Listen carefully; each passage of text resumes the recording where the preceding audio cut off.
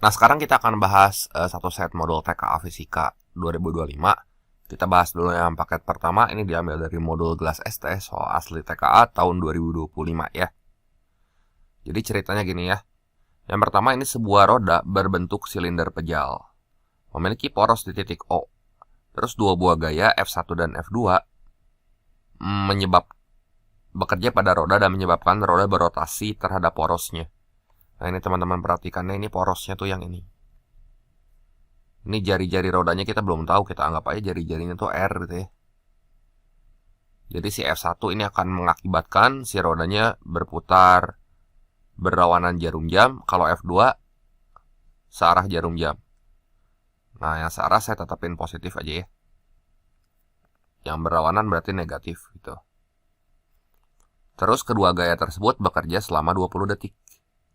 Jika setelah itu gaya F2 dihilangkan dan roda berhenti berotasi setelah 40 detik. Nah, pertanyaannya di sini perbandingan nilai F2 banding F1 berapa? Nah, berarti kita harus tinjau dua kasus di sini ya. Kasus pertama itu ketika gaya F2-nya masih bekerja. Ini kasus 1. Gaya F2-nya bekerja. Terus udah gitu dia kan bekerja selama 20 detik. Ya kan? Berarti kita bisa tulis persamaan sigma torsi sama dengan I kali alfa ya. Karena di sini gayanya punya lengan momen ya terhadap porosnya. Berarti kita ambil aja F2-nya kan positif. Berarti sini F2 dikurangin F1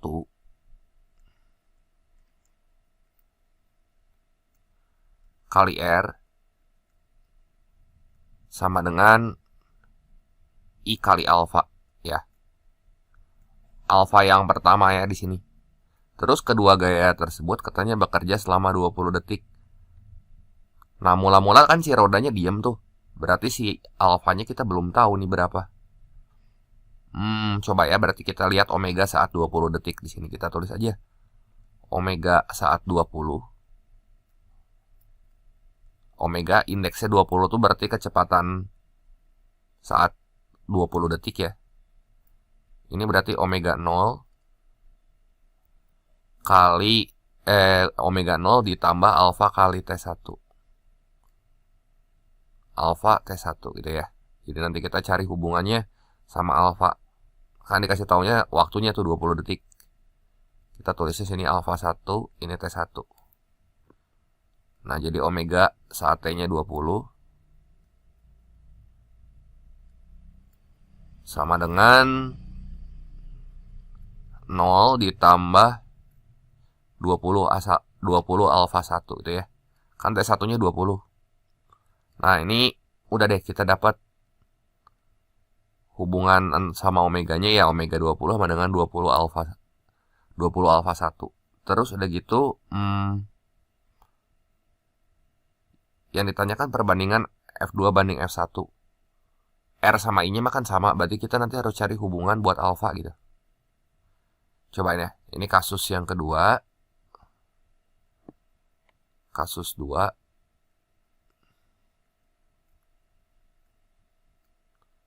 Itu gaya F2 dihilangkan nih. Oke, saya tulis dulu kasus 2 ya.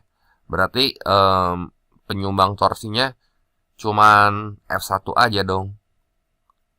Nah, di sini berarti sigma tau sama dengan I kali alfa. Yang bikin dia muter cuman F1 aja. Berarti di sini negatif F1 kali R sama dengan I kali alfa 2 gitu ya. Ini pada kasus 2 maksudnya. Nah, terus roda berhenti berotasi setelah 40 detik. Berarti kita cari omega saat T-nya 40. Nah, ini sama dengan omega 0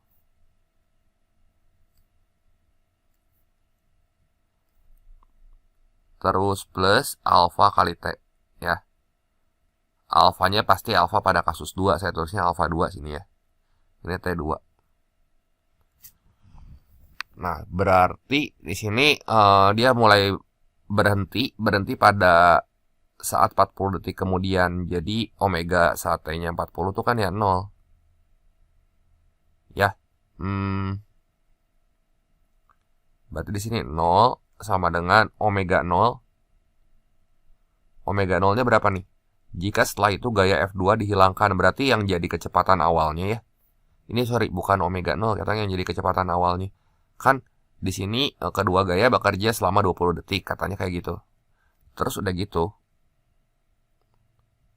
jika setelah itu gaya F2 dihilangkan, berarti yang jadi kecepatan mula-mulanya di sini adalah kecepatan sudut saat T-nya 20. Jadi saat T-nya 20, ya udah berhenti dia, ya. Si gaya F2-nya udah berhenti bekerja, jadi cuma F1 doang. Nah, omega saat T-nya 20 berarti di sini 20 alfa 1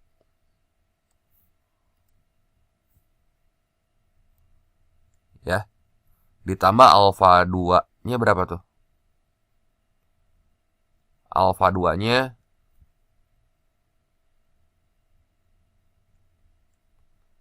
yang ini 20 ya.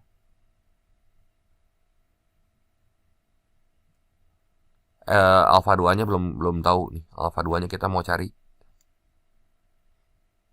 T2-nya 20 maksudnya. Kan roda berhenti berotasi setelah 40 detik kemudian. Nih maksud saya gini ya. Kedua gaya bekerja selama 20 detik. Jadi ini selama 20 detik pertama. Ini 20 detik pertama gitu.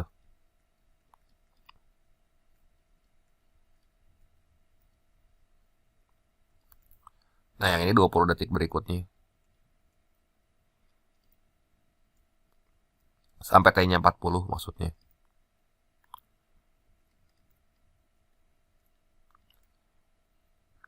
(20 alfa 1) ya kan dari sini ya.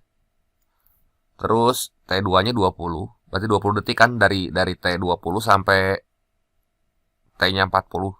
T-nya 20, ini alfa 2-nya belum tahu. Ini alfa 2-nya yang harus kita cari ya. Berarti hubungannya alfa 1 sama alfa 2 gimana tuh? Ya pindah ruas aja ya. Jadi 20 alfa 2 20 alfa 1 sama dengan minus 20 alfa 2 misalnya ya. Ini kita coret. Sama cuman arahnya aja nih berlawanan. Jadi alfa 1 sama dengan minus alfa 2. Nah, kita udah dapat hubungan antara alfanya. Kalau kita udah dapat hubungan antara alfanya, gampang nih kita mau nyari si perbandingan gayanya mah. Saya tulis ini ya. Alfa 1 sama dengan alfa 2. Nah, berarti F-nya nih yang pertama. Gimana nih? F-nya kan yang ini nih. Kalau kita nyatain dalam bentuk alfa sama dengan, ini tuh kan jadi alfa 1 sama dengan F2 kurang F1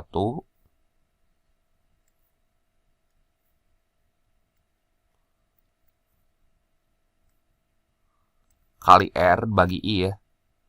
R sama I-nya mah sama, cuman bandingin alfanya di sini. Nah, ini sama dengan yang ini sama nih. Ini pasti minus F1 kali R, cuman kan minus mah arah aja ya. Jadi kalau besarnya mah F1 kali R. F1 kali R gini nulisnya. Dibagi I gitu. Nah, yang samanya bisa kita buang nih. I sama I-nya sama, R sama R-nya sama. Jadi di sini F2 min F1 sama dengan F1. Ya F2-nya dapat nih hubungannya ya. F2 sama dengan 2 kali F1. Gitu ya. Kenapa? Karena ini kan tinggal pindah ruas nih. Si minus F1-nya ke sana ya. Jadi F1 tambah F1, F2 sama dengan 2 kali F1. Nah, ini nih. Pertanyaannya di sini adalah F2 banding F1. Ya udah F2 itu kan 2 kali F1. Jadi F2 dibandingin F1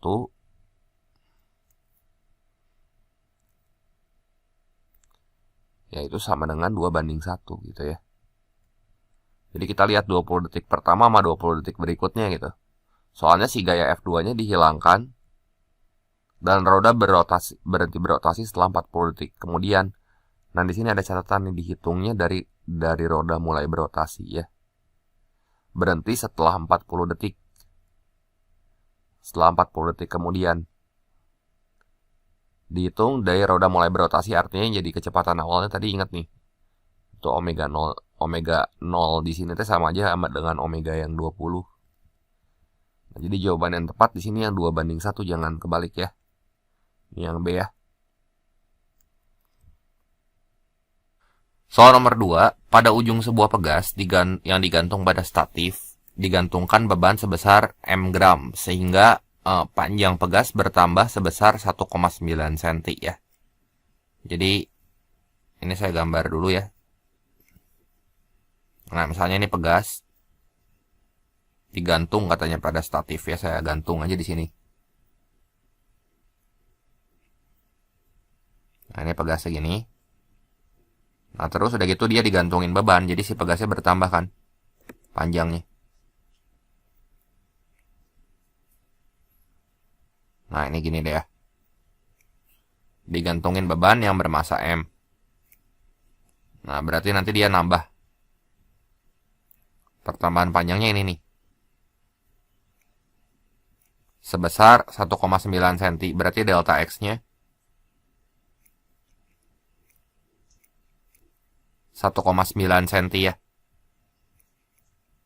Nah, kemudian pegas ditarik sejauh 1,25. Nah, ini tuh amplitudo ya. Di sini dia ditarik. Jadi, nanti si bebannya ke bawah gitu.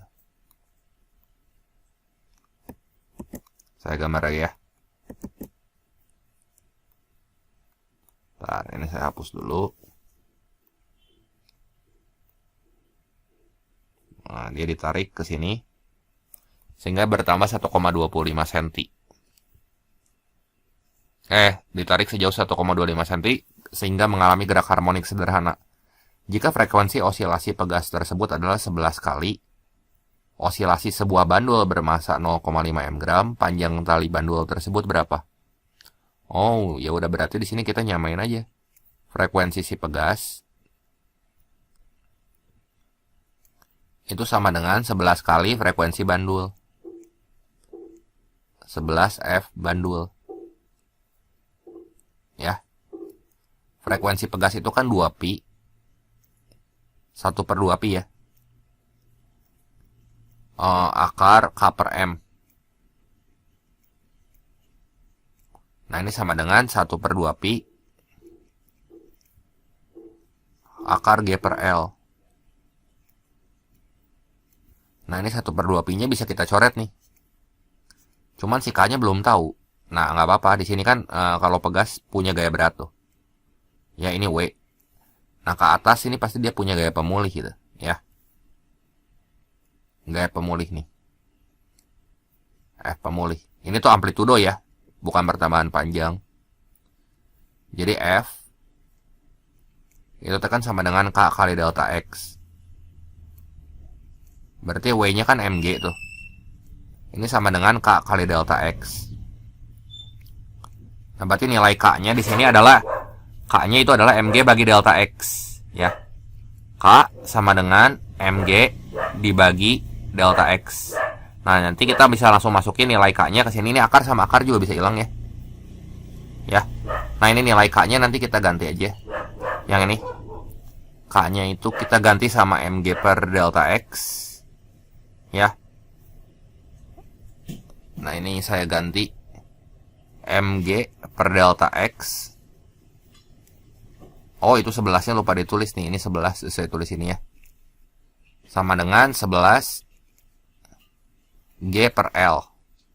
Nah, itu baru K-nya doang tuh. M-nya jangan lupa di sini. Nah, M-nya coret nih ya. G sama G-nya coret. Nah, ya udah. Di sini yang ditanya panjang tali bandul tuh berarti si L-nya kan. Ya. Nah, berarti L-nya di sini sama dengan berapa tuh? L-nya itu kan 1 ya. 11 kali delta X dong. Ya, 11 kali delta X. Nah, jadi berapa tuh?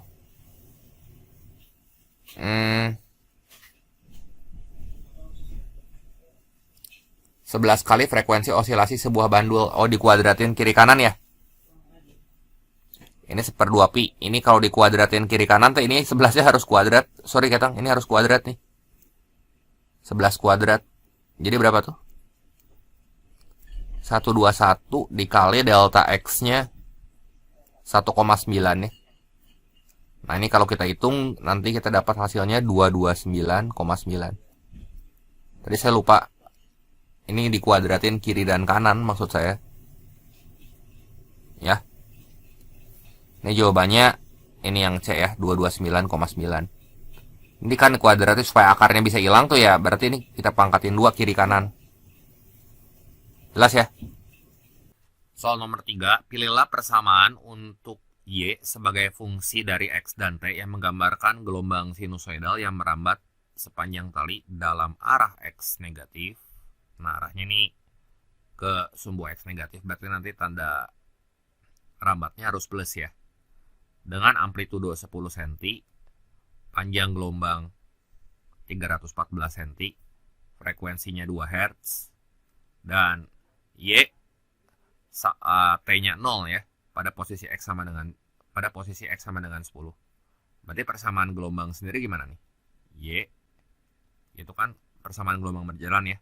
A sin. Nah, kalau itu berarti kan K dulu di depan ya. Ini KX. Terus dia merambat ke arah X negatif, berarti tandanya plus nih. Plus omega T.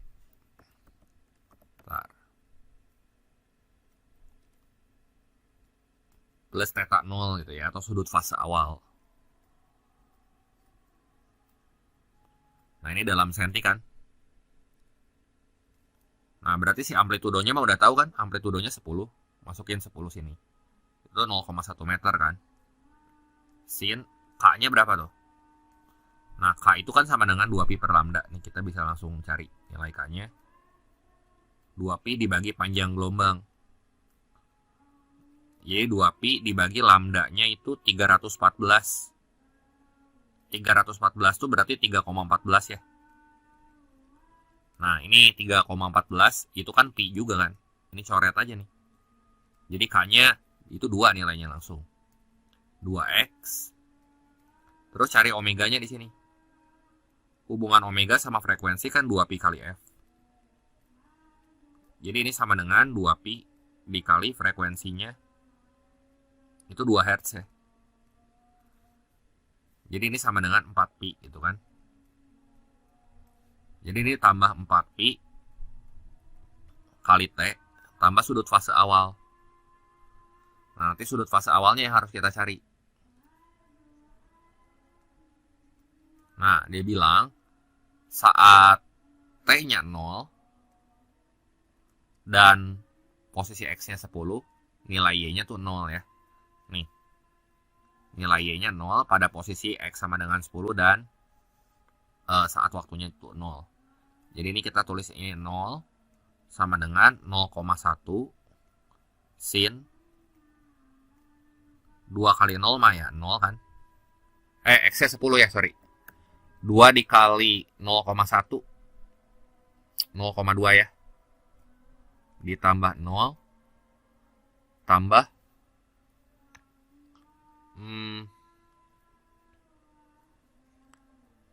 theta 0 gini kan. Ya. Nah, supaya dia 0 nilainya berarti si theta 0-nya harus berapa nih? Sin berapa yang nilainya itu 0? Sin 0 kan? Artinya segini tuh harus 0. Dengan kata lain, si theta 0 tuh harus minus 0,2 dong. Supaya si sudutnya jadi 0. Ya. Nah, kita udah dapat nih theta 0-nya. Ya, masukin aja ke persamaan gelombang awal yang ini. Persamaan gelombang utuh. Ya. Nah, ini tinggal kita ganti deh nilai theta 0-nya. Ini saya copy lagi. Nah, theta nolnya tinggal kita ganti aja sama minus 0,2 gitu ya. Nah, ini saya buang theta nolnya. Ini kita ganti sama minus 0,2 ya.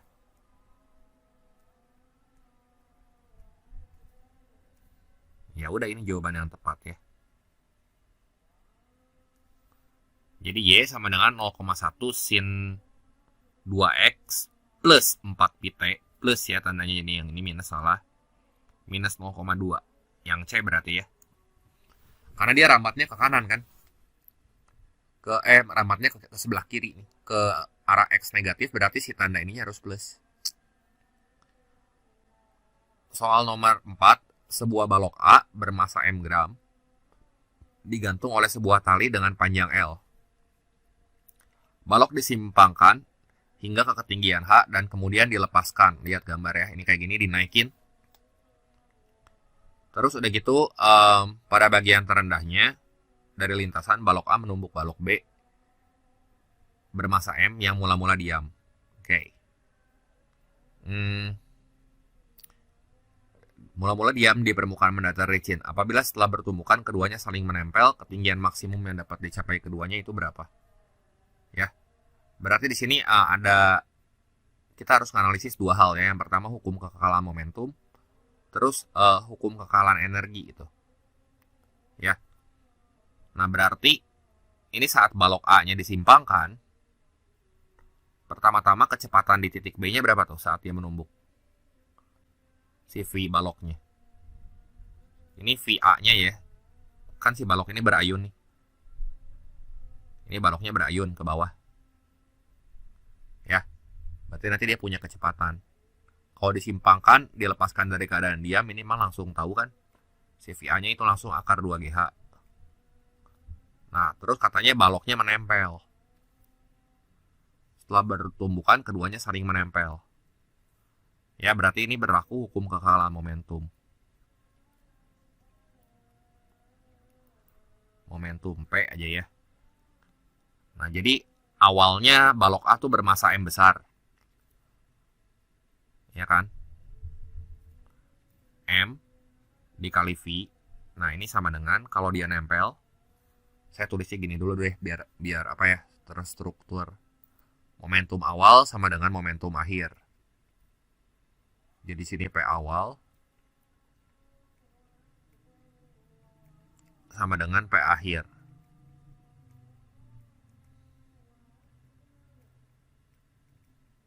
Jadi momentum awal itu kan M dikali VA-nya tuh akar 2GH ya. Terus karena dia setelah tumbukan dia menempel, berarti nanti M tambah M nih. Ya. Kali V aksen gitu. Geraknya bareng-bareng berapa setelah dia numbuk si bola yang merah nih, jadi berapa nih si V aksennya? Nah, jadi V aksennya kita cari di sini. V aksen sama dengan M dikali VA-nya langsung kita ganti ya. Sama akar 2GH. Akar 2GH. Hanya H besar, sorry. Dibagi M besar tambah M kecil. Nah, sekarang kita tinjau hukum kekekalan energi yang kedua buat menentukan ketinggian maksimum. Artinya semua energi kinetiknya begitu si baloknya nempel gitu ya. Di sini kan nanti gerak ke sebelah sana berayun bareng-bareng nih. Ya, berayun bareng-bareng. Mencapai ketinggian tertentu, misalnya H aja ya. Jadi ini pakai hukum kekekalan energi mekanik. Jadi energi kinetiknya semua berubah jadi energi potensial gitu. Energi kinetik ini semuanya berubah jadi energi potensial. Energi kinetik ketika baloknya nempel itu tuh setengah kali M tambah M kali V aksen kuadrat. Nah, ini sama dengan M tambah M kali G kali H. Nah, ini H-nya yang mau kita cari ya. Nah, ini bisa kita coret kan. Nah, jadi si H-nya Itu langsung aja ya. H ini sama dengan setengah V aksennya dikuadratin tuh berarti ini M.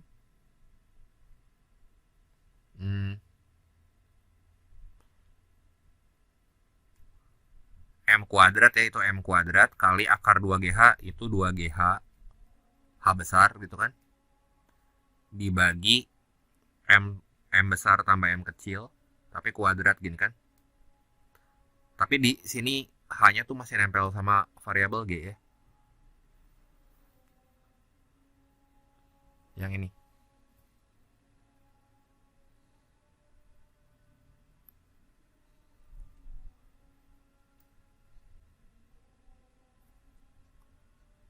Ya kan setengah M tambah M. Oke. Nah, di sini ada G. Coba lihat ada yang bisa dicoret tak? Ini 2 sama 2 bisa dibuang. G sama G bisa dibuang.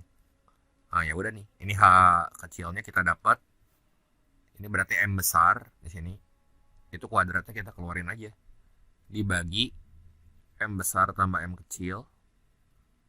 Nah, ini kuadrat gitu ya. Bentar. Gini deh nulisnya biar rapi. Biar sama. Kayak di pilihan.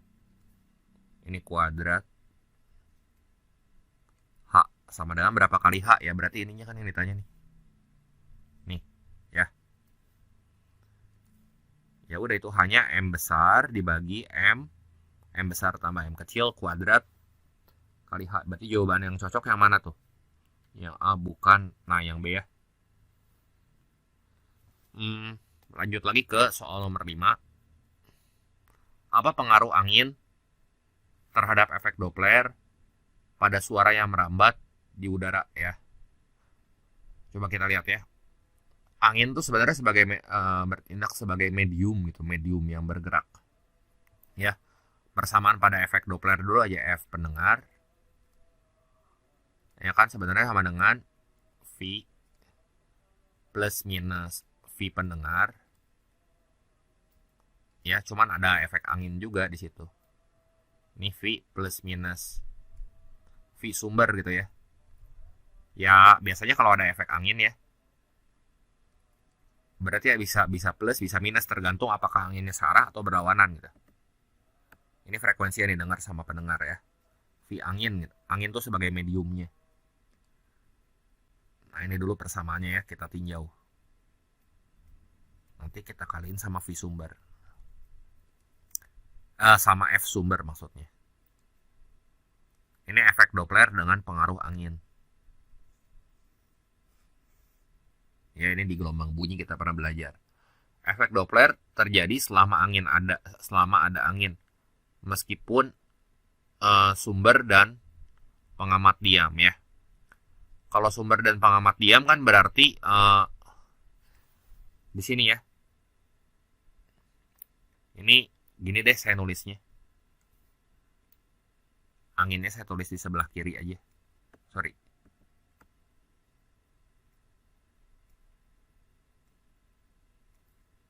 Nah, ini angin. Ini pendengar, ini sumber. Lihat kalau misalnya pengamat sama sumber diam, berarti kan nanti V plus minus VA yang atas sama yang bawah tuh jadi kecoret, ya nggak? Jadi kita cek opsi yang A di sini. Nah, kita punya persamaan ini. Saya copy lagi persamaannya. Sorry. Berarti VP sama VS-nya itu kan 0. 0 kan? Karena dia diem gitu. Berarti kecoret ya. Dengan kata lain, frekuensi yang didengar oleh pendengar itu sama dengan frekuensi yang didengar oleh sumber. Besarnya sama ya. Kan ini kecoret. Kalau misalnya ini kecoret, F pendengar sama dengan F sumber. Nah, kalau gini berarti tidak ada efek Doppler gitu ya. Ini tidak ada efek Doppler.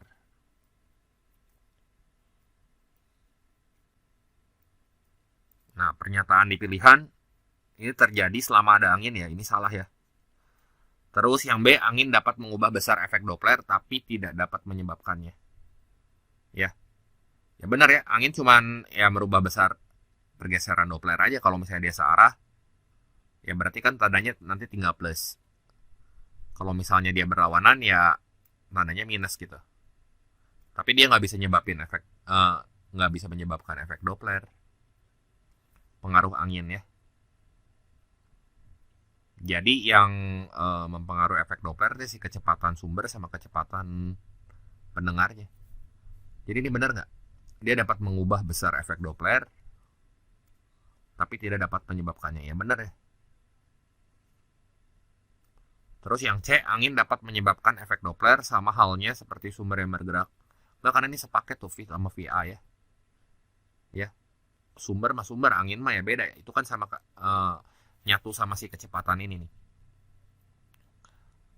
Ya, jadi nanti besarnya tetap tergantung sama sumber aja atau sama pendengar. Atau sama dua-duanya.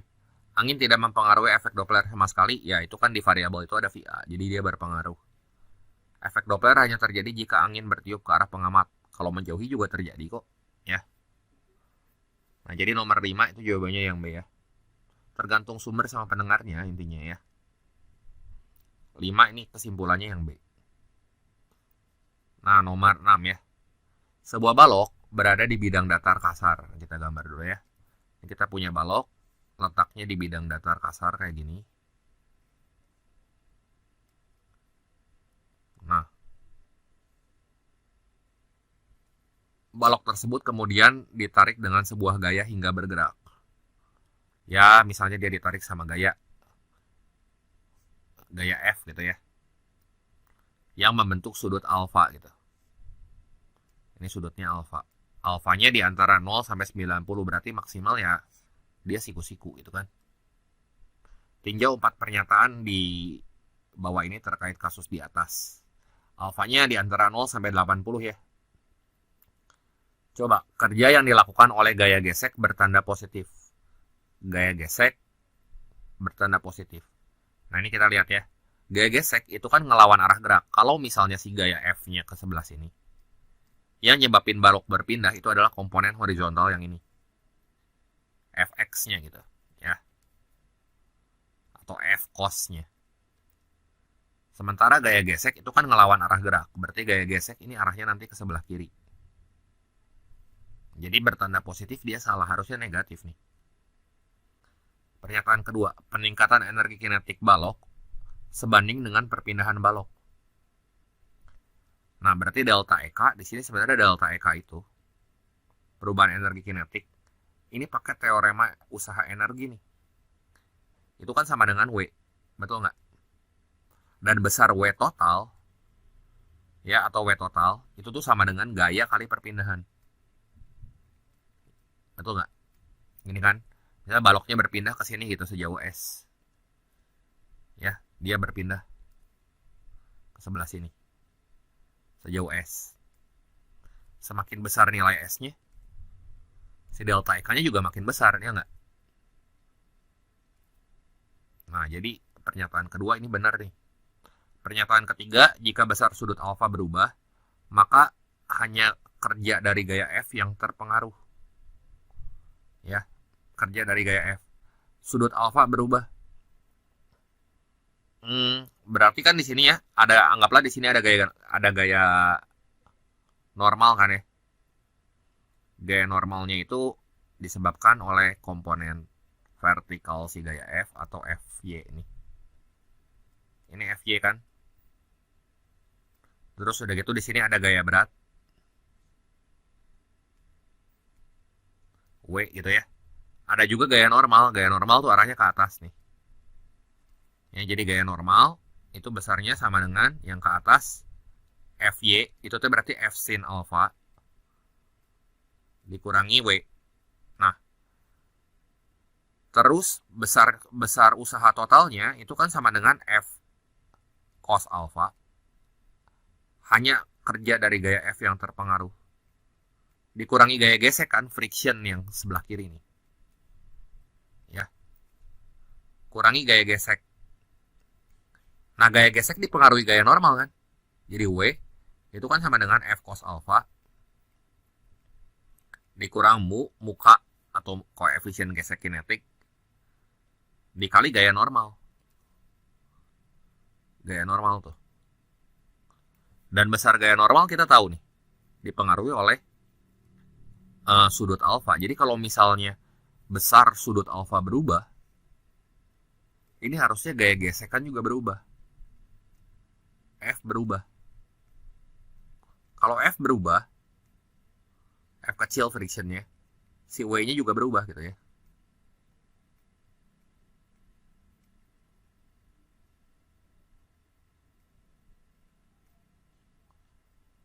Gitu ya. Jadi pernyataan yang ketiga, hanya kerja dari gaya F itu salah gitu ya, nggak benar. Yang keempat, kerja dari gaya gravitasi dan gaya normal bernilai sama. Lihat, komponen dari gaya gravitasi itu berarti yang W ini kan. W, terus gaya normal itu yang ini. Dia tidak mengakibatkan perpindahan terhadap perpindahan dari si balok ini. Ya, karena nggak mengakibatkan perpindahan berarti nilai S-nya tuh kan 0. Ya, akibat gaya normal sama dari gaya gravitasi sama-sama bernilai 0. Jadi yang ini benar nih. Ya, baik dari gaya gravitasi ini bernilai 0, gaya normalnya juga bernilai 0. Ya, jadi pernyataan yang tepat di sini adalah pernyataan nomor 2 dan 4 gitu ya. Kita lanjut lagi ke soal berikutnya. Soal nomor 7. Persamaan gelombang berdiri dengan ujung terikat. Ini ujung terikat tuh sama aja kayak gelombang stasioner ujung tetap. Saya tulis GSUT. Ya, persamanya A sin KX cos omega T gitu.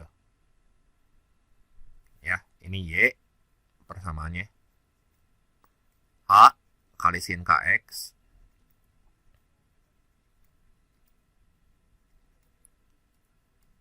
cos omega T ya.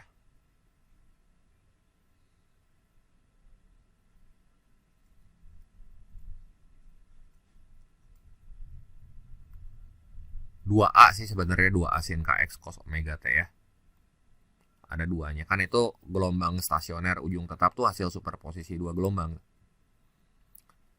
Coba kita lihat ya. Periode dari gelombang itu adalah 1 second. Periode itu bisa kita dapat dari nilai omeganya. Omeganya di sini 2pi kan, koefisien T. Kan persamaan gelombangnya tuh gini. Y sama dengan 0,2 sin 5px, tuh koefisien X itu sama dengan K. Ya, ini T-nya saya merahin harusnya ya. Koefisien T-nya itu sama dengan omega. Berarti cos 2pt ya. Nah, di sini omeganya kan ini. Jadi pernyataan yang pertama di sini ya. Omega sama dengan 2pi per T. Omeganya tuh 2pi ya. Sama dengan 2pi per T. T-nya berapa tuh? 2pi bagi berapa? Yang hasilnya 2pi. Ya 1 kan. Jadi T-nya sama dengan 1. Nah, ini pernyataan 1 benar nih. Oh, ini 1, 3, 1, 2, 3, 4. 1 benar sih, 3 pasti benar biasanya ya. 1 benar, 3 benar. Nanti kita buktiin aja. Yang 2, amplitudo gelombang bernilai konstan. Lihat, bernilai konstan yaitu 0,2. Ini amplitudo gelombang tuh yang ini. Dia bergantung nilai X gitu ya. Jadi A itu bergantung X. Bergantung sama posisi. Jadi kalau misalnya posisinya saat X sama dengan 0 dan X sama dengan 1 tuh beda nilai amplitudonya. Bergantung X. Ini namanya amplitudo gelombang stasioner atau AS. Tuh ya. Jadi yang kedua salah. Nah, pada jarak 0,4 cm dari ujung terikat terbentuk simpul. Gelombang stasioner. Ujung terikat tuh kan kayak gini ya, ujungnya tetap nih misalnya. Sini gelombangnya gini. Nah, simpul itu berapa bagian dari lambda nih? Coba.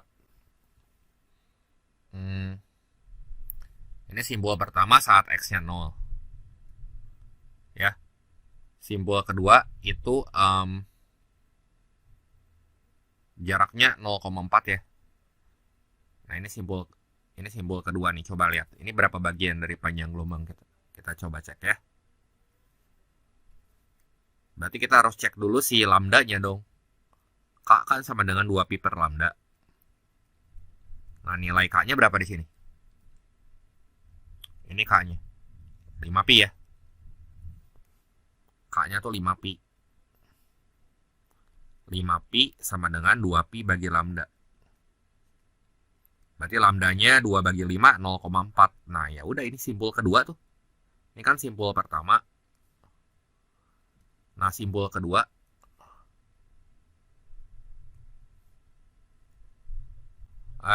Simbol kedua 0,2. Simbol ketiga kita. Kan satu gelombang ya. Simbol ketiga nih di sini. Satu gelombang tuh berarti segini nih. Nah, simbol ketiga 0,4 ya, pas dia terjadi simpul. Bener kan? Dia X sama dengan 0,4 meter. Karena kan setengah gelombang tuh di sini 0,2. Nah, ini satu gelombang tuh segini. Nah, ini 0,4. Ya. Terus cepat rambat gelombang adalah 0,4. Cepat rambat gelombang mah tinggal omega bagi K aja. Jadi V sama dengan omega bagi K. Omeganya udah ada tuh. Omeganya 2 pi. Terus K-nya 5 pi.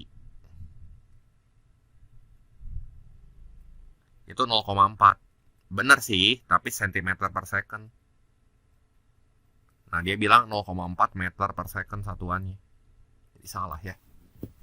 Ini kan persamaan gelombangnya dia dalam senti tuh. Jadi pernyataan yang tepat di sini 1 dan 3 ya. Sekarang kita cek soal nomor 8. Ini balok A beratnya 100 Newton. Berada di atas balok B terikat dengan tali. Oke, berarti ini A punya gaya 100 Newton. Terus balok B ini 500 Newton. Terus koefisien gesek statik dan kinetik antara A dan B itu 0,2 dan 0,1 ya. Sedangkan koefisien gesek statik antara B dan lantai itu 0,6 dan 0,5. Besar gaya mendatar F minimum untuk menggeser balok B ya. Karena yang ditanyanya di sini gaya mendatar F minimum, artinya baloknya tepat akan bergerak. Kita harus pakai koefisien gesekan yang statis aja. Yang kinetisnya kan nggak kepake karena dia belum gerak gitu si baloknya. Ya. Untuk menggeser balok, coba buat menggeser balok kita lihat ya. Menggeser balok berarti di sini bakal ada gaya gesek. Kalau ditarik sama gaya F ke sebelah kanan, ini nanti gaya geseknya bakal ke sebelah kiri. Ini gaya gesek oleh balok B. Ini FB ya, saya tulis FB. Atau F statik B ya. Nah, terus kalau kita tinjau free body diagram, ya, berarti nanti arah dari gaya gesek yang A-nya kemana nih? Antara A sama B. Kalau kita tinjau benda B doang aja. Benda B doang yang kita tinjau. Berarti ini kan B. Di sini ada gaya F nih. Bentar. Ini ada gaya F. Gaya tariknya. Terus di sini ada gaya gesekan statik antara balok B dengan lantai. Nah, berarti gaya yang akibat balok A juga ya, balok-balok warna kuning ini nanti dia akan menghambat gerakan tuh. Akan menghambat gerakan berarti nanti arahnya ke sebelah kiri. Nah, ini FA. Tapi ingat ya, gaya geseknya harus gaya gesek statik kan tepat akan bergerak tuh. Ya, untuk menggeser balok B. Nah, jadi di sini kita cari dulu FA-nya deh. Nah, ini berarti punya gaya normal nih buat balok A. Balok A gaya normalnya berapa? Ini berarti ke atasnya ada gaya normal. Gaya normal di balok A saya gambar terpisah deh. Nah, ini gaya normalnya. NA gitu ya. Ini sama dengan gaya beratnya, berarti 100 dong. Kan di bawah ada gaya berat. W-nya sama dengan 100 ya. Ini WA. Nah, kalau di balok B untuk komponen vertikalnya, di sini nanti dia bakal ditimpa sama balok A. Berarti nanti dia dapat gaya berat ke bawah ya. Ini ada WA 100 kan. Terus ada WB ke bawah. Berat balok B-nya berapa? 500 Newton ya. Nah, ini sama dengan 500. Nah, nanti bakal ada gaya normal. Komponen gaya normalnya nanti ke atas ini. Gaya normal B-nya berapa nih? Yang vertikal yang ke bawah sama dengan yang ke atas. Berarti 100 tambah 500 ini 600 nih. Ya. Berarti komponen gaya gesek yang A bisa kita cari, yang B bisa kita cari ya. Kalau yang A kan komponen horizontalnya ini. Ada gaya tegangan tali paling di sini. Ya, nanti terus kalau digeser ke sana bakal ada gaya gesek. Ya. Berarti gaya geseknya nanti ini ke depan. Kalau ya balok A. Untuk balok A ya ini kan aksi reaksi, ini berlawanan nih sama yang ini. FA-nya. Nah, berarti FA-nya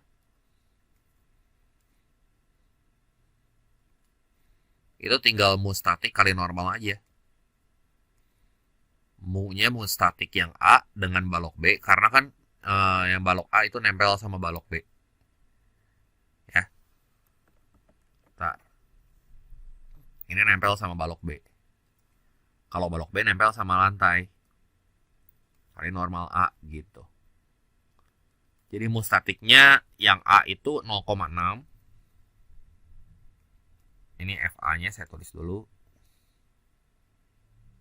0,6 kali 100. Berarti ini 60. Nah, kalau balok B, di sini gaya gesek statiknya dulu aja ya. Kan di sini juga bakal ada gaya gesek nih.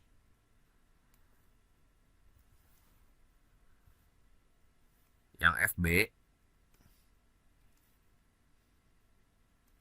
sama dengan mu statik antara balok B sama lantai kali gaya normalnya atau normal B. Jadi mu statiknya berapa tuh? 0,6.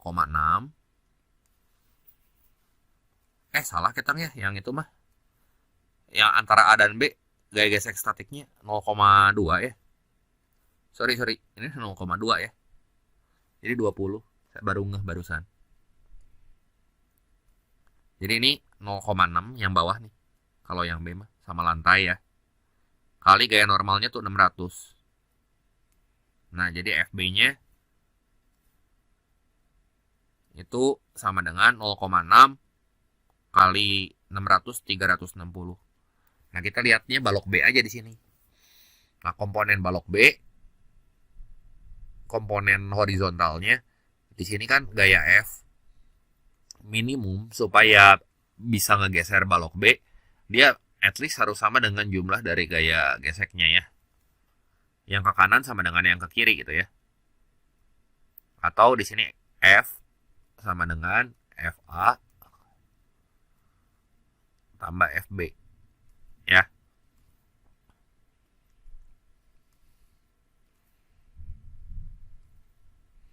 Jadi F-nya sama dengan 20 ditambah 360.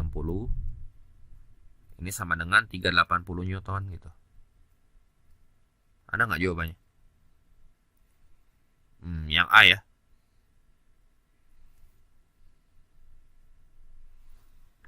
Lanjut lagi ke soal berikutnya.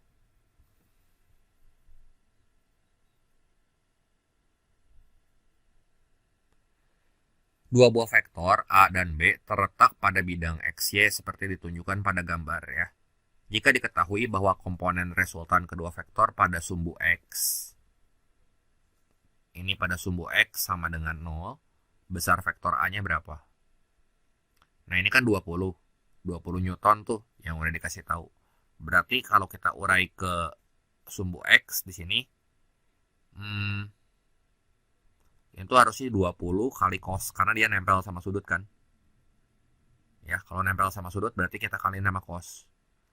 Jadi 20 cos 37 berapa? Nah, ini 16 kan. Nah, besar vektor A-nya berapa coba? Komponen X vektor A-nya di sini 16. Gitu ya. Kalau komponen Y-nya gimana? Ini kan yang 0 tuh cuma komponen X-nya. Ya. Komponen resultan kedua vektor pada sumbu X.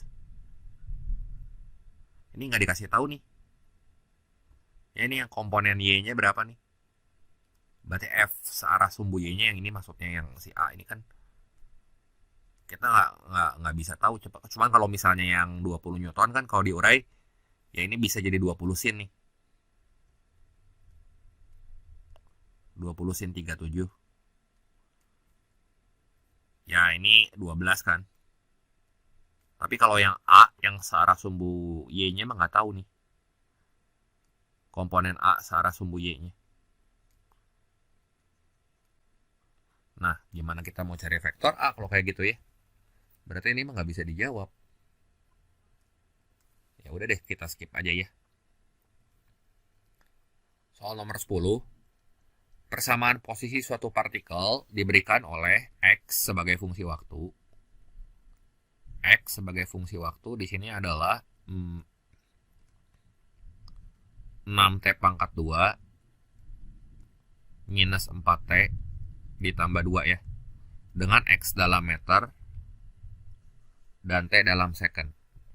Yang ditanya kecepatan partikel pada T sama dengan 3. Artinya kecepatan sebagai fungsi waktu ini adalah turunan pertama dari fungsi posisi ya. Berarti kita turunin aja 6T kuadrat ini kan jadi 12T. Ya, terus kita kurangin 4. Nah, 2 diturunin 0 kan. Nah, berarti V saat 3 detik kita substitusi aja tuh nilai T-nya sama angka 3 di sini. Ya. Jadi V saat detik ketiga ini 12 kali 3 dikurangi 4. Jadi 36 dikurangi 4 ini 32 meter per second ya. Nah, ini jadi jawaban yang tepat yang B ya. Nah, soal nomor 11. Partikel Z memiliki energi total sebesar 17 giga elektron volt. Oh, ini mah relativitas ya. Kok ada di sini bukannya ITB mekanika dan gelombang, tapi ada nyangsang satu soal gini ya. Jika massa diam partikel itu ada 8 giga elektron volt per C kuadrat gitu ya. Energi kinetik berapa? Ya, ini sih sebenarnya bisa pakai persamaan energi total. Ini relativitas ya sebenarnya. Tapi baru belajar kan kemarin kelas 12 semester 2. Ya, energi total itu tuh sama dengan energi mula-mula ditambah energi kinetik. Ya. Gini kan? Energi totalnya 17 giga elektron volt. Terus massa diam itu berarti itu energi diam ya. Massa diam itu kan mc kuadrat sebenarnya kan. Jadi energi totalnya di sini kan 17. Ini sama dengan mc kuadrat nih. Tambah EK ya. Jadi 17 giga elektron volt sama dengan massa diamnya tuh 8. Udah sama aja ya. 8 giga elektron volt per C kuadrat kali C kuadrat tambah EK. Ya udah sih, ini gampang, nggak aneh-aneh juga soalnya. Sederhana ya. Jadi ini 8-nya pindah ke kiri. EK-nya 17 kurang 8. Ya ini 9 ya. 9 giga elektron volt.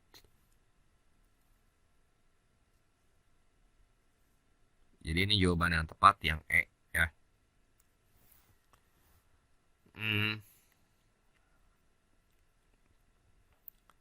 Kita lanjut ke soal berikutnya. Dua bola identik dilemparkan lurus horizontal ke arah dinding vertikal licin. Berarti kasusnya sama nih. Anggap aja ini dinding vertikal licin tuh kayak gini ya. Nah ini ada dua bola identik. Nah ini saya gambar deh. Ini satu kasus dulu aja ya.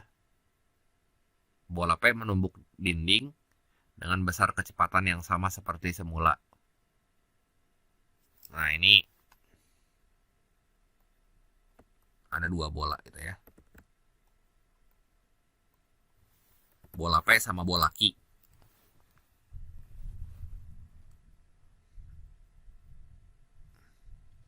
Nah dia numbuk dinding nih.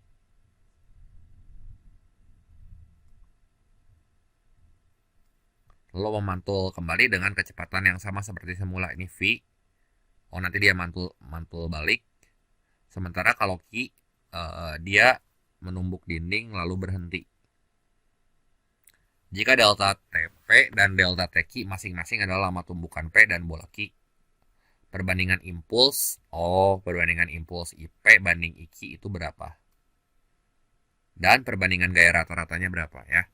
Nah, di sini kan impuls itu sama dengan perubahan momentum. Ya, berarti di sini sama dengan M kali V akhir. V akhir tuh ya V aksen aja. Kurangi V awal. Nah, sekarang kita mau cari impuls yang P dulu. Bolanya kan identik. Ini langsung aja sih bisa kan kita nyari IP banding IQ mah.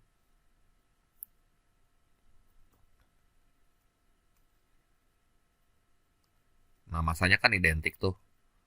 Berarti M dikali kalau dia mantul ke sini dengan kecepatan V ya. Nanti si bola yang ini, yang pink itu, mantul balik dengan kecepatan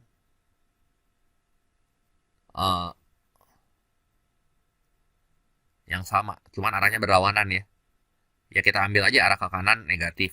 Berarti arah ke kirinya positif ya sesudah tumbukannya. Berarti V dikurangi minus V. Minus V jadi plus V kan. Nah kalau yang A itu M kecepatan awalnya gitu ya. Kecepatan awalnya misalnya di sini minus V. Ya ini nggak ada minus ya, cuma arah doang kan.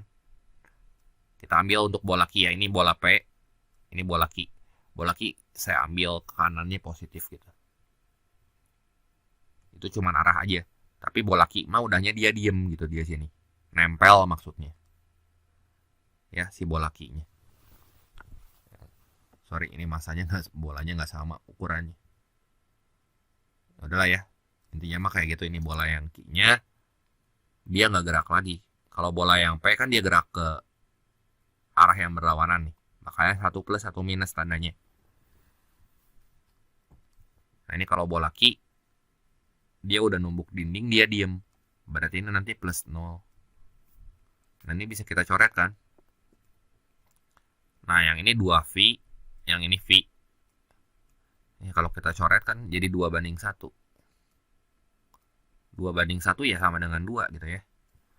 Jadi yang ini salah, A salah, B salah. Yang mungkin di sini yang C, D kalau nggak E. Nah sekarang impuls itu sama juga kayak gaya dikali dengan waktu sentuh gitu ya, atau lama tumbukan. Berarti di sini FP banding FQ, FP banding FQ juga bisa kita cari. Lihat aja hubungannya, impuls sama dengan gaya dikali waktu. Nah ini kan kita mau cari F-nya tuh. Berarti F sama dengan I bagi delta T kan. Berarti I, dia sebanding sama I. Saya tulisnya ini IP aja ya. Nah, IP dibagi delta TP, saya tulisnya gini. Delta TP. Nah, biar sama. Nah, kalau FQ, IQ dibagi delta TQ. Nah, karena dia dibagi, berarti nanti kan bisa naik tuh. IQ dibagi delta TQ. Nah, berarti delta TQ ini nanti bisa naik ke atas. Sorry, ini kok miring ya. Delta TQ. Nah, nilai IP banding IQ-nya tadi kan kita udah dapat nih 2. 2 ya. Masukin aja ke sini. Jadi ini nanti kita ganti sama 2 nih. Ya.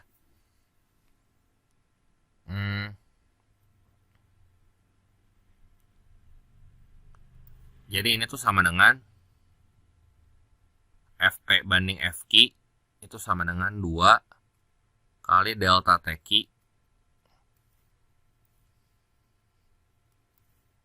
banding delta TP. Kok nggak ada jawabannya yang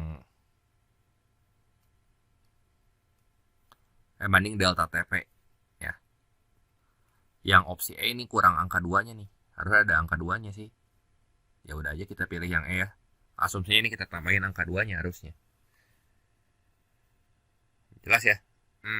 Kita lanjut lagi ke soal berikutnya. Soal nomor 13. Sebuah bola karet bermasa 0,2 kg dijatuhkan dari ketinggian 1,8 meter tepat di atas pegas vertikal. Nah, saat kompresinya maksimum, berarti nanti dia tertekan lagi sebesar X. Gaya pegas terbesar yang masih aman untuk bola itu adalah 36 Newton.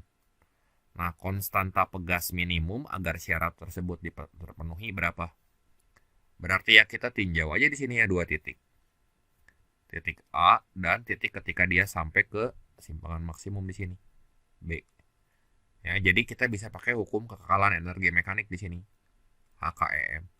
Ya. Mula-mula energi apa coba? Bolanya kan dilepaskan ya.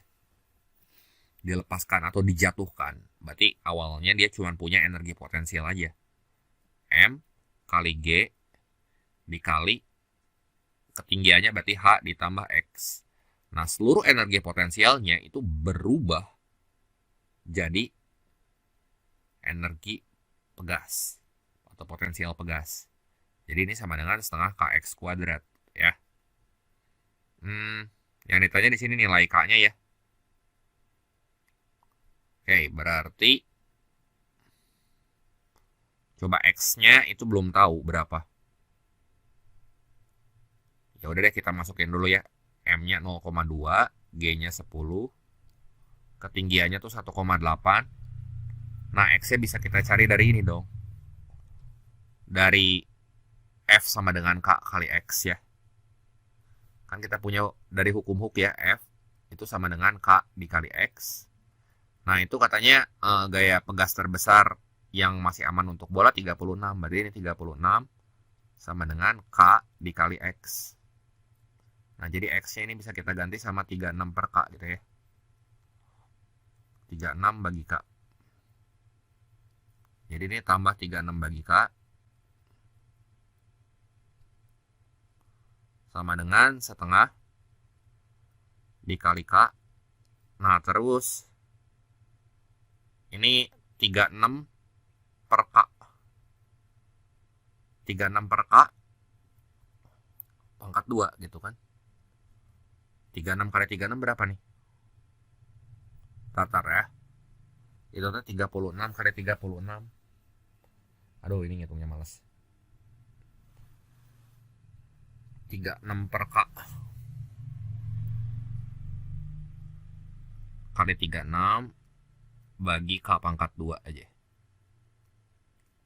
Ya udah, kita tinggal cari ini nilai K-nya. Tinggal dihitung aja. Ini saya coret deh. Ya.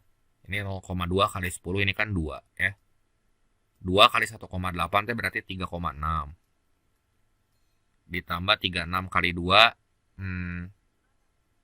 36 kali 2 72 ya. 72 per K sama dengan, nah yang ini saya coret 36 kali 18 berapa tuh? 36 kali 10 360 ya. 36 kali 8 288 berarti 36 kali 18 tar. Ini 648 per K. Nah, tinggal pindah ruas coba. Jadi 3,6 sama dengan 648 kurang 72. 648 kurang 72 teh jadi 576 per K ya. K-nya berapa nih? 576 yang buntutnya 6 berarti 160 udah pasti 160 aja itu Maya K-nya. Itu kan tinggal 576 bagi 3,6. Nah, ini kalau kita hitung kita dapat nanti 160 Newton per meter ya.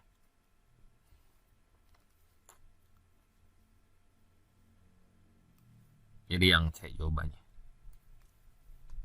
Lanjut lagi ke soal nomor 14. Nah, ini dua bola kecil digantung pada tali yang sama. Bola P bermasa 0,3 kg diangkat hingga beda tinggi 20 cm dari titik terendah lalu dilepas. Bola Q bermasa 0,2 kg mula-mula diam di titik terendah. Setelah bertumbukan keduanya menempel. Tinggi maksimum yang dapat dicapai sistem gabungan setelah tumbukan berapa? Nah, ini mah mirip sama yang tadi ya. Kasus yang awal-awal ini saya kopas aja mungkin yang ini. Ya, ini udah ada rumus jadinya, jadi kita tinggal masukin yang tadi sebelumnya. Mana ya? Nah, ini buat nyari tinggi maksimum tuh. Ini kasusnya kan sama kayak gini. Jadi ini langsung kita substitusi nilai H-nya dan kita dapat nilai H maksimum yang diinginkan ya. Nah, ini langsung saya pakai rumus jadi ya. Sorry. Saya copy sini ya. Nah, berarti M besar dibagi M besar tambah M kecil ya. Kuadrat dikali H. Ya. Berarti H maksimumnya yang mau dicari di sini. Nah, M besar tuh yang dilepaskan nih. Si bola P-nya ini M besar. Ya. Ini jadi massa bola P. Saya tulis ini massa bola P, ini massa bola Q gitu. Ya, caranya sama kayak tadi. Jadi biasanya nggak usah ngulang-ulang lagi ya. Jadi ini sama dengan 0,3 dibagi 0,3 tambah massa bola Q-nya berapa tuh? Bola P-nya 0,3 kilo, bola Q-nya 0,2 kilo ya. Tambah 0,2. Nah, ini kita kuadratin. Dikali H. H-nya tuh 20 cm. Ya, jadi ini berapa tuh? 3/5 ya. 3/5 dikuadratin jadi 9/25 kali 20. Ini bagi 5 tuh 5. Ini bagi 5 4 ya. Nah, jadi berapa tuh? 36 dibagi 5 7,2. Caranya persis tadi ya. Cuman untuk penurunannya silahkan pelajari lagi soal yang tadi ya. Jadi ini jawaban yang tepat 7,2 cm. Yang C ya. Lanjut lagi ke soal berikutnya. Nah, satu planet X mempunyai jari-jari 1,5 kali jari-jari bumi. Dan massa jenisnya, massa jenis rata-rata 2 kali massa jenis bumi. Jika berat satu benda di permukaan bumi adalah W, berat benda yang sama di permukaan planet X itu berapa?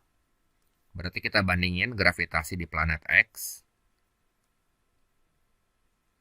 dengan gravitasi di permukaan bumi ya. Ini pas kelas 11 ya belajar gravitasi. Nah, hubungannya sama massa jenis ini saya kasih langsung rumus jadinya ya. Jadi biar nggak usah nurunin. Nah, ini rho X dia sebanding tuh sama massa jenis si gravitasi itu. Banding rho bumi. Ya. Di video saya tentang gravitasi ini ada nih saya bahas kayak gini. Kali jari-jari di planet X atau jari-jari planet X banding jari-jari bumi. Ya.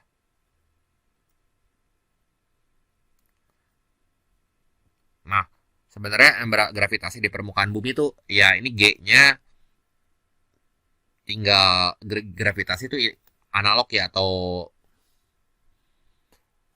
ini tuh mengindikasikan berat benda di permukaan bumi gitu. Jadi ini jangan pakai G deh, lebih tepatnya pakai W juga nggak apa-apa. Karena kan masa mah selalu konstan di mana-mana ya, mau di planet mau di bumi gitu. Jadi biar saya uh, langsung dapat jawabannya, ini kita bandinginnya pakai W aja. W di planet X, ini W di bumi gitu. Yang ditanyakan W di planet X.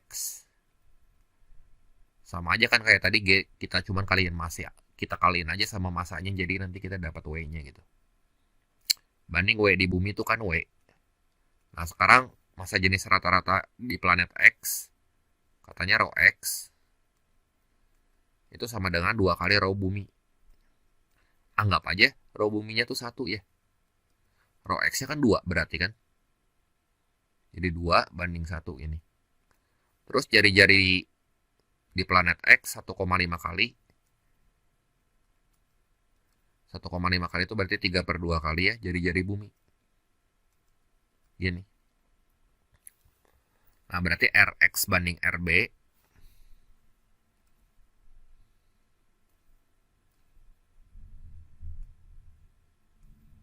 itu langsung aja itu sama dengan 3/2 ya. Nah berarti ini kali 3/2. Ini bisa kita coret ya. 2 sama 2-nya. Jadi Wx itu sama dengan 3 kali W.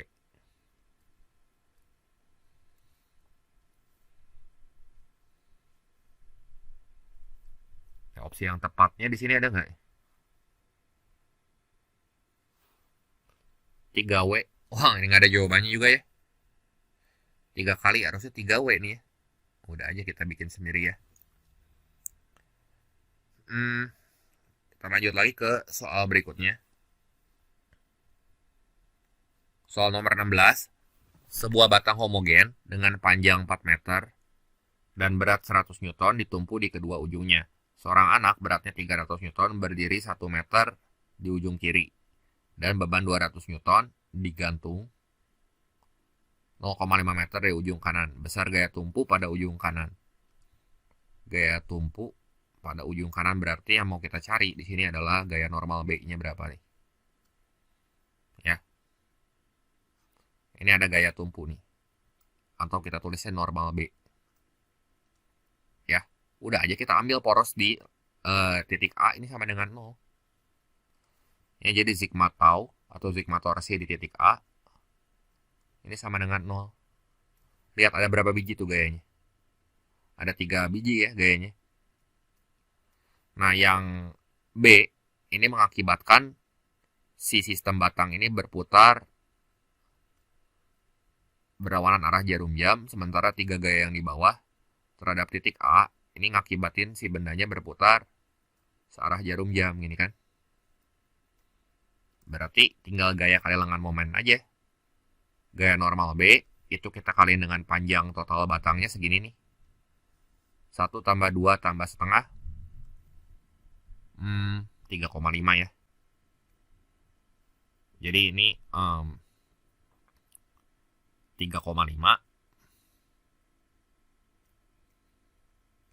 itu sama dengan yang 300 itu berarti kita kali 1 ya. Kali 1. Yang 100 berarti kita kali berapa tuh? Itu panjang batangnya totalnya 2 tambah 1 3 ya. 2 tambah 1 3. 3 tambah setengah 3 setengah ya. Panjang batang homogennya sorry. Panjangnya 4 meter. Oh, panjangnya 4 meter. Panjangnya 4 meter berarti ini harusnya 4 dong. Kok 4 sih? Di sini kan digambar 3,5 ya. 4 dari mana ya? Bentar ya, ini 300 kali 1. Berarti 100 saya tulis ini kali 2 aja di tengah-tengah ya. Kita mengacu pada soal. Yang ini. Terus yang 200 Maksudnya ini mungkin ya kesini 3,5, ini saya perbaiki aja, ini gambarnya kacau nih. Nah ini kesini 3,5 gitu. Nah ini 3,5, berarti harusnya yang itu ya, yang gaya normal B itu kan dari pojok kanan batang, ini harusnya kali 4. Karena panjang batangnya kan 4 meter tuh. Itu gambarnya salah tuh. Ditambah 200 kali 3,5. Nah gini aja. Coba kita hitung. Ini 300. Ini 200. Ini 700 ya. Jadi 500 tambah 700, 1.200 ya.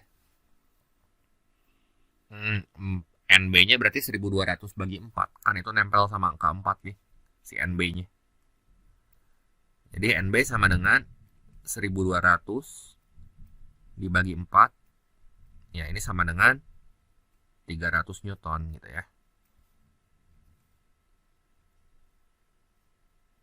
Ini jawaban yang tepatnya yang C ya.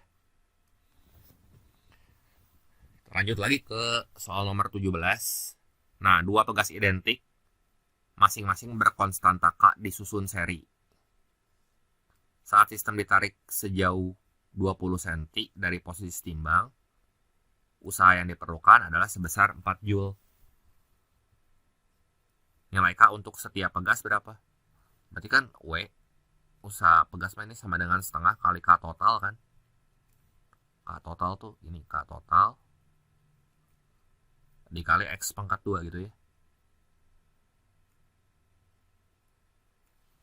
Nah, kalau disusun secara seri ya tinggal kali bagi jumlah, kan pegasnya cuma 2. Berarti K totalnya di sini. Susunan seri kan ini. Kaliin aja K dikali K dibagi jumlahnya berarti 2K gitu. Sebenarnya kan pakai rumus 1 per K ekivalen sama dengan 1 per K tambah 1 per K. Tapi sama aja kayak gini ya. Saya biar cepet aja. Jadi itu K totalnya setengah K. Nah ini W-nya sama dengan setengah kali K totalnya itu jadi setengah K X kuadrat. Nah W-nya berapa tuh? 4 Joule kan? 4. Ini sama dengan 1/4 K X kuadrat. X-nya tuh 20 cm. 20 cm berarti di sini berapa ya? 2/5 ya. Kali 2/5 gitu. Jadi biar bisa saya coret gitu, maksudnya ini tuh bisa dicoret nih. Ya. Jadi berapa tuh? 20 cm. 20 per 100. Sorry. 20 cm ya. 20 cm kok 2/5 sih? 1/5 kali 1/5 itu maksud saya. Kan 20 per 100 ya. Ini 1/5 kali 1/5 berarti 1/25. Nah berarti si K-nya 4 kali 25 100. Ini tinggal kali silang nih. Ini 100 kali 4. K-nya 400 Newton per meter. Ya. 400 Newton per meter ya.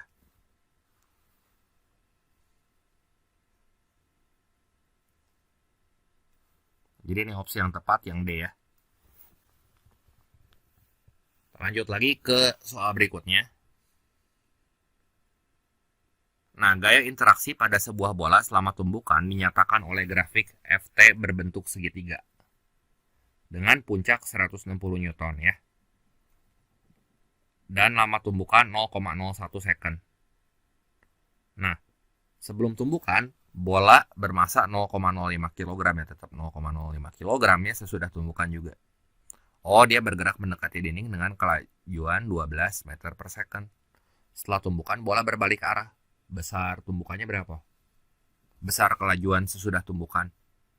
Berarti ini kita bisa pakai rumus ini. I sama dengan F kali delta T. Atau impuls sama dengan perubahan momentum sih, lebih tepatnya ya. Jadi I sama dengan delta P sama dengan M kali V akhir kurangi V awal. Nah, kalau kita dikasih tahu grafik kayak gini, berarti buat nyari impulsnya itu tinggal cari aja luas bawah kurvanya di sini. Impuls tuh kan ya luas bawah kurva atau integral FDT. Integral tuh artinya luas. Nggak usah takut dulu sama integral, itu cuma luas doang artinya ya. Di setengah dikali 0,01 T berarti 1 per 100 kali 160. Nah, masa bolanya 0,05 tuh berarti ya 5 per 100. Kecepatan awalnya tuh berarti 12 ya. Gini. Bola berbalik arah. Ya, kurangin 12. Coba ini nanti kita hitung aja berapa nih ya. Berarti ini 100-nya bisa dicoret. Ini jadi 80 ya.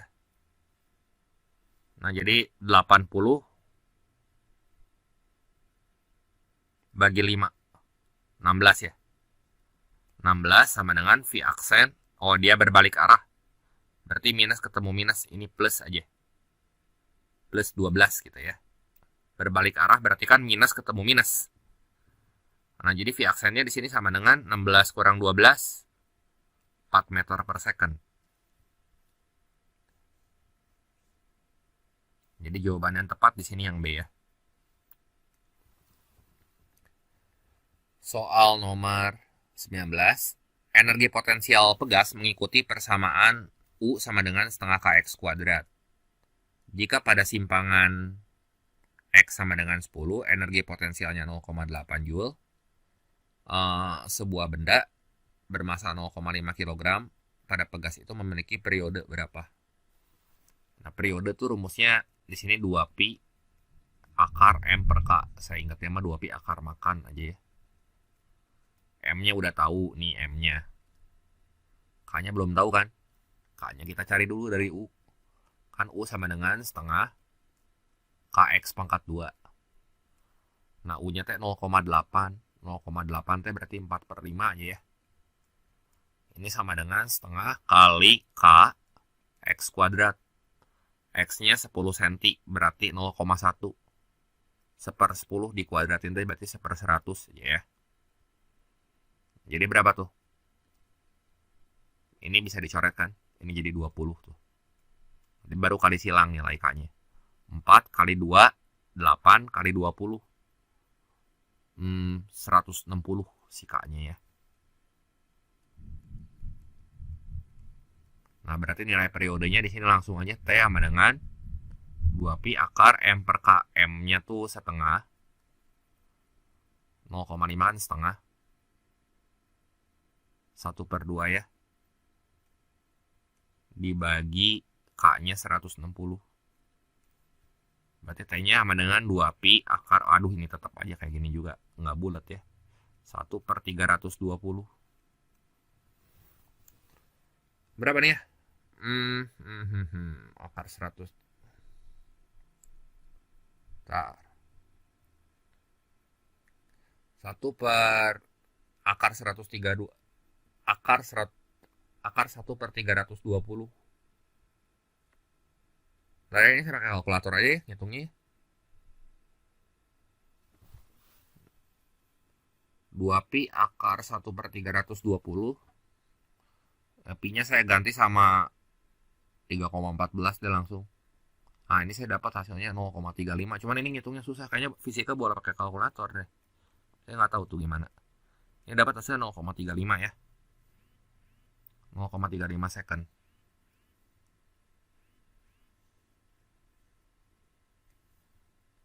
Yang B ya. Lanjut lagi ke soal nomor 20. Nah, dua getaran harmonik pada satu garis lurus diberikan oleh Y1 sama dengan 4 sin 10 T cm. Y2 sama dengan 3 cos 10 T cm. Amplitude resultannya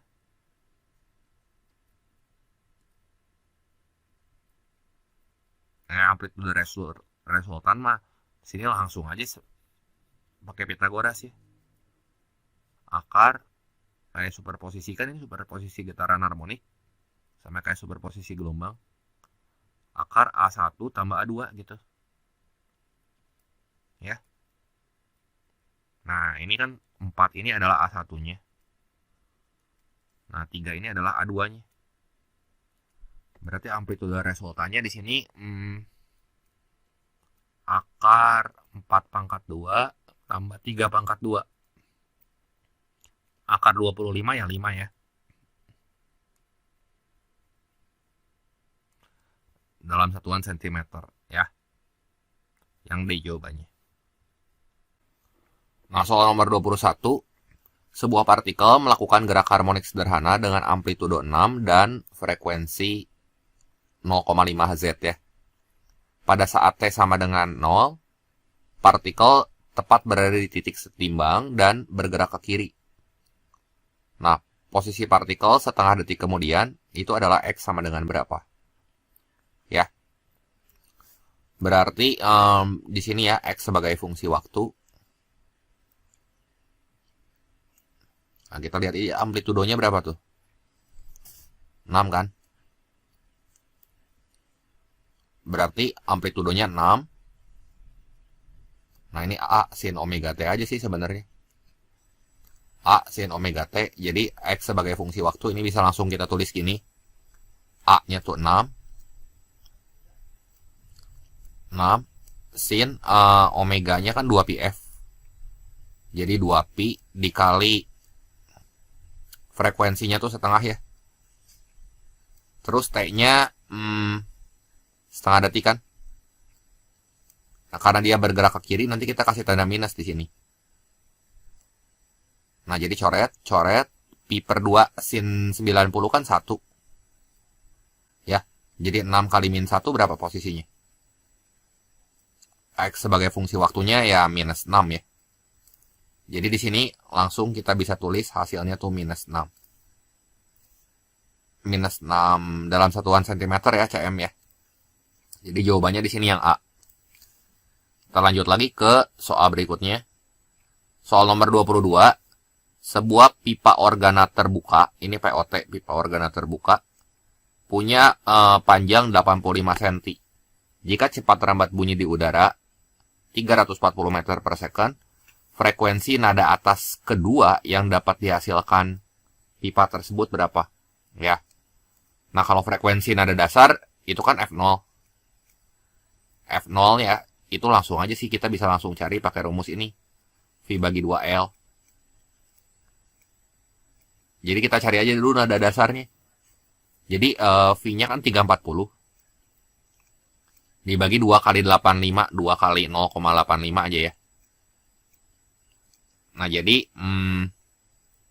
ini kalau kita coret berapa nih? Ini 400 dibagi 2, 200. Nah, itu nada dasar. Nah, kalau nada atas kedua, nada atas pertama itu F1 ya. Ini nada dasar. Nada dasar banding nada atas pertama F0 banding F1 banding F2 itu T1 banding 2 banding 3. Nah, nada atas kedua tuh berarti F2 kan. Ini sama dengan 1 banding 2 banding 3. Nah, berarti F2-nya di sini langsung 3 kali lipat nada dasar aja. Jadi 3 kali 200 ya 600 tuh. Ya. 600 Hz. Jadi jawaban yang tepat di sini adalah yang E ya. Soal nomor 23. Gelombang pada tali dinyatakan oleh Y sama dengan 0,04 sin Px min 20 Pt dengan X dan Y dalam meter serta T dalam second. Nah, jika massa tali 0,8 gram dan panjang tali 2 meter, tegangan tali berapa? Nah, ini kan bisa kita pakai persamaan ini. V sama dengan akar T per mu ya. Nah, V-nya itu sendiri sama dengan omega bagi K di sini ya. Omega bagi K. Nanti ini sama dengan akar T bagi mu. Kalau nggak kita kuadratin kiri kanan ya. Ini kuadratin, jadi ini sama dengan T dibagi mu-nya itu massa persatuan panjang. M per L. Saya bisa langsung tulis gini nih. L-nya nanti naik ke atas. Nah, omeganya tuh yang ini kan. Nah, ini omega 20 pi.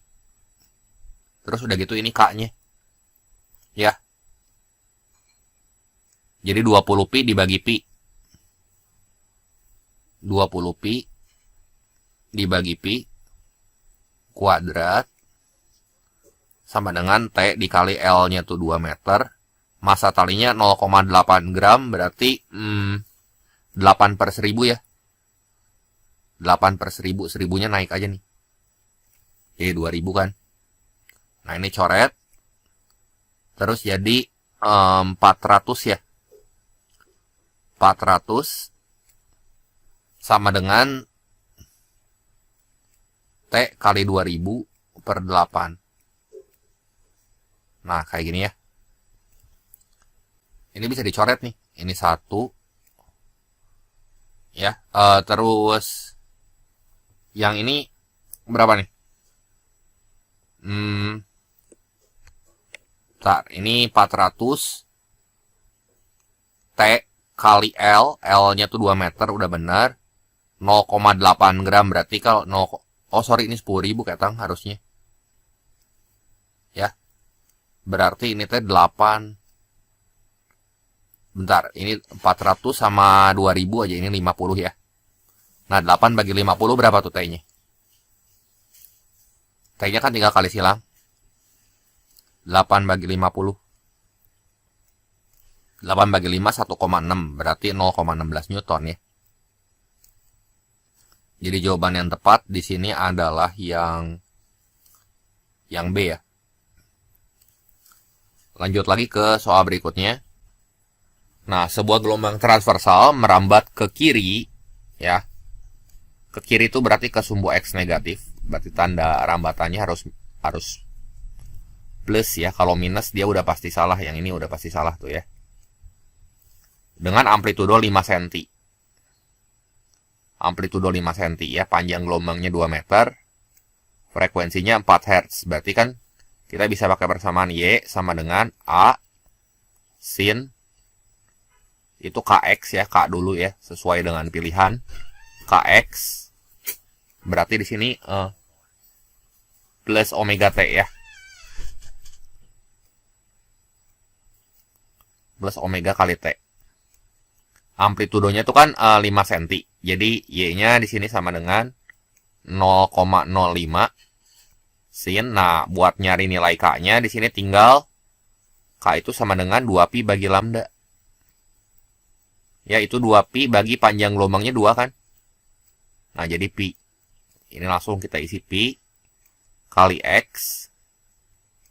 Nah, omega di sini sama dengan 2πf. Nah, frekuensinya kan 4. Jadi 2pi kali 4. Itu 8pi. Ya. Jadi ditambah 8pi kali T. Nah, yang ini ya. Jawaban yang tepat jadi yang mana tuh? Yang sama. Yang B ya. Lanjut lagi ke soal berikutnya.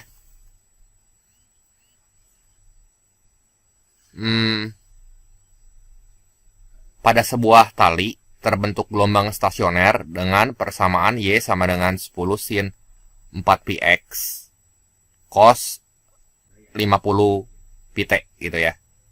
Dengan X dalam meter dan Y dalam sentimeter. Jarak antara dua simpul yang berurutan adalah titik-titik. Jarak antara dua simpul ini cara gampangnya tadi aja itu setengah lambda kan. Ya, S-nya itu sama dengan setengah lambda gitu. Lambda bisa kita dapat dari sini, dari K. Nah, ini K nih. Ya. K itu kan sama dengan 2pi per lambda.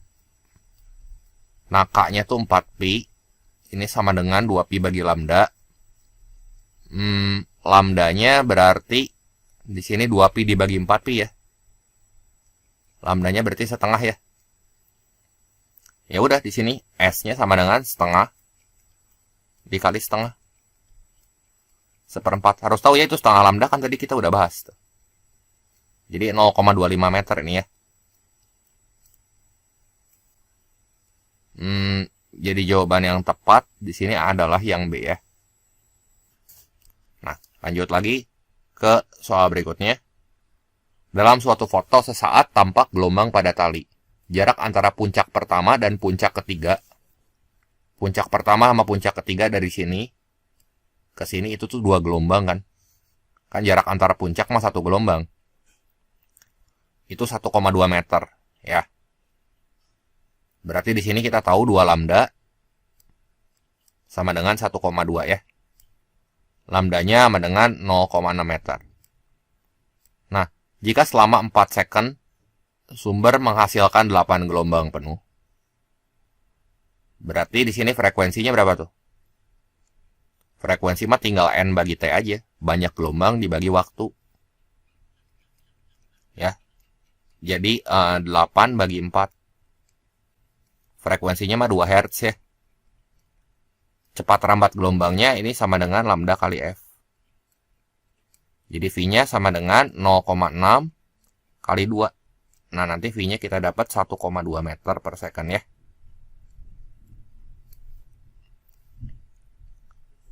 Jadi jawaban yang tepat di sini adalah yang C ya. Soal nomor 27. 2 gelombang pada tali dinyatakan oleh Y1 sama dengan 3 cos kx min omega T. Terus Y2-nya 3 cos kx plus omega T gitu ya. Nah, pernyataan berikut yang benar tentang superposisinya adalah yang pertama, resultannya merupakan gelombang stasioner. Ya, ini benar ya. Terus ini kan cos sama cos gitu ya. Coba kita jumlahin aja ya. Kita punya Y1 sama dengan 3 cos kx min omega T.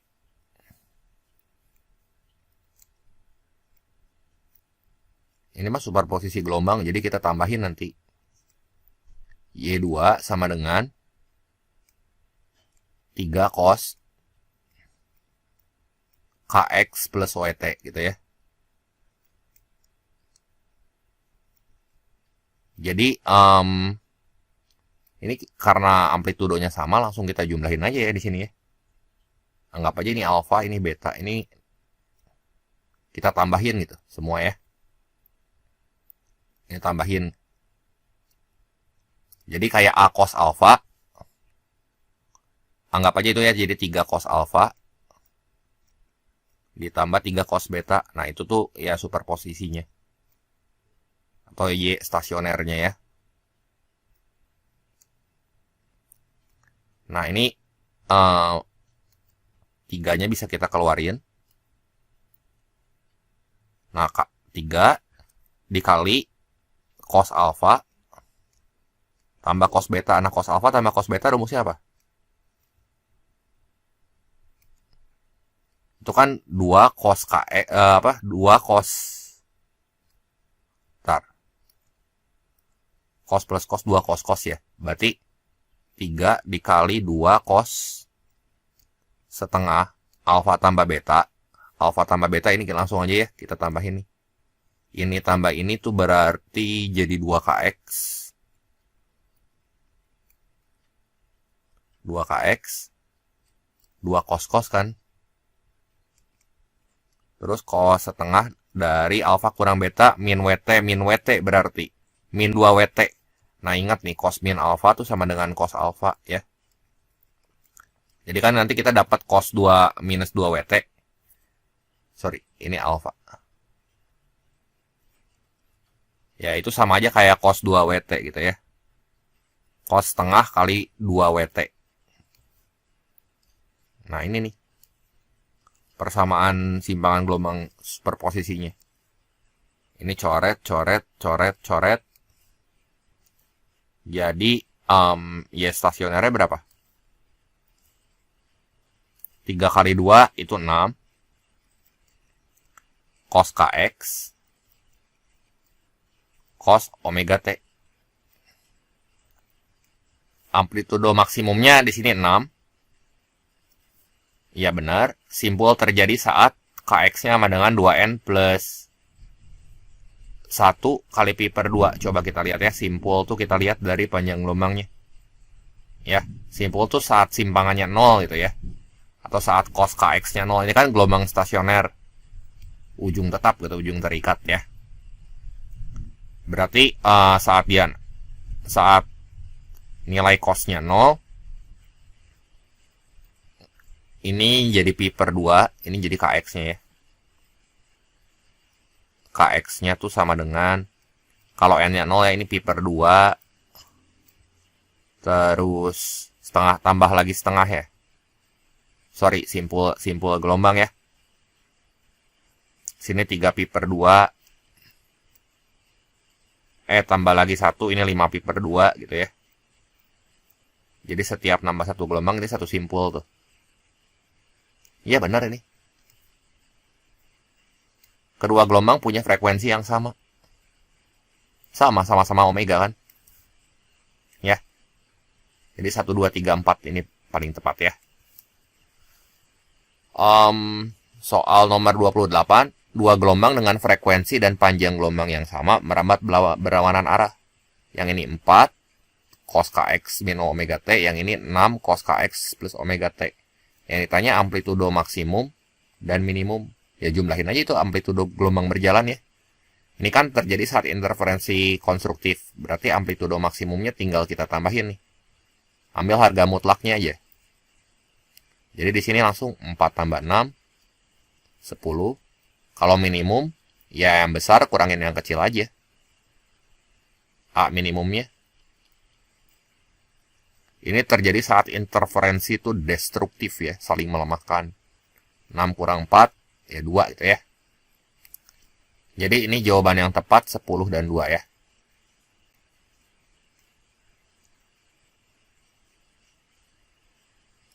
Ini opsi yang tepat, yang D.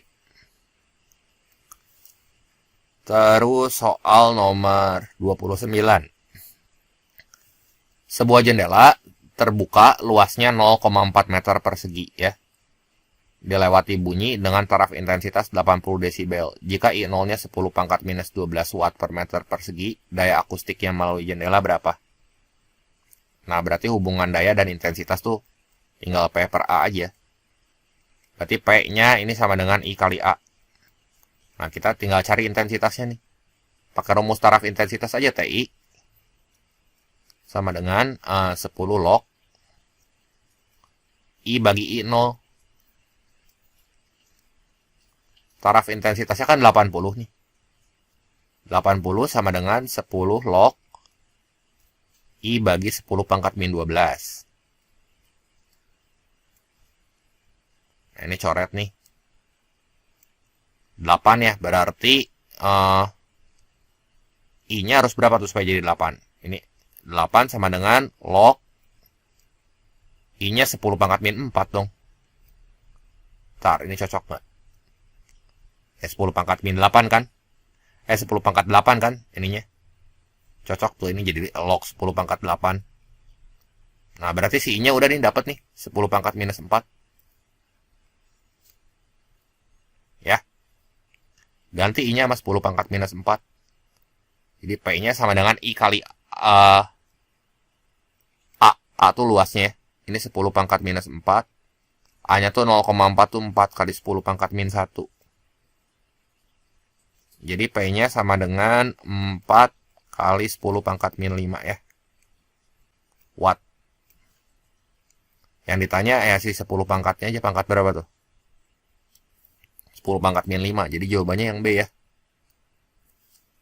Oke, lanjut lagi ke soal berikutnya. Nah, sebuah speaker titik memancarkan daya akustik tetap ke segala arah.